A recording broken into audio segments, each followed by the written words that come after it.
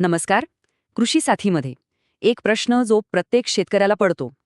एवढं राबूनही हातात 4 पैसे का उरत नाहीत? खरंय, वर्षभर मेहनत करायची आणि शेवटी सगळं शून्य. पण ह्या चक्रव्यूहातून बाहेर पडण्याचा एक मार्ग आहे. चूक तुमच्या मेहनतीत नाहीये.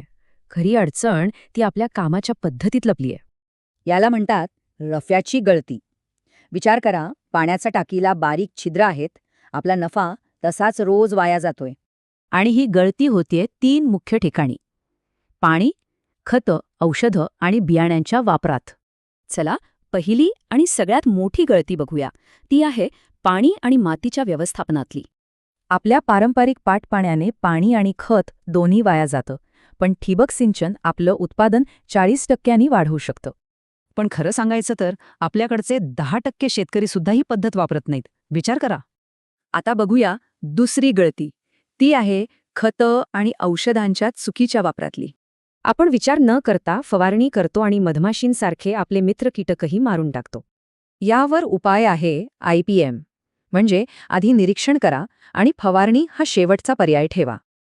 एवढंच नाही, काही तणनाशकं आपलं मुख्य पीकच उपाशी मारतात, त्याची वाढच थांबवतात.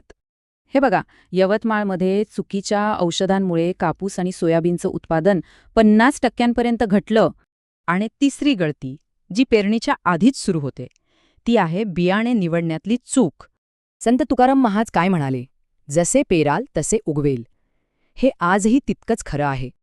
बरं, मग ह्या सगळ्या गळती थांबवायच्या कशा? आता त्यावर बोलूया. उत्तर आहे स्मार्ट फार्मिंग, म्हणजे अंदाजाने नाही तर माहितीच्या आधारावर शेती करायची. यासाठी सगळ्यात आधी आपला दृष्टिकोन बदलायला हवा. शेतीला एक व्यवसाय म्हणून बघा.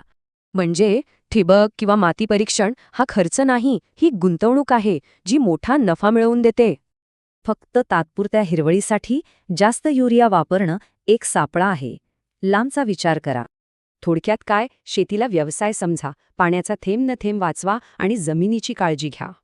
विश्वास ठेवा, हा बदल अजिबात अवघड नाही.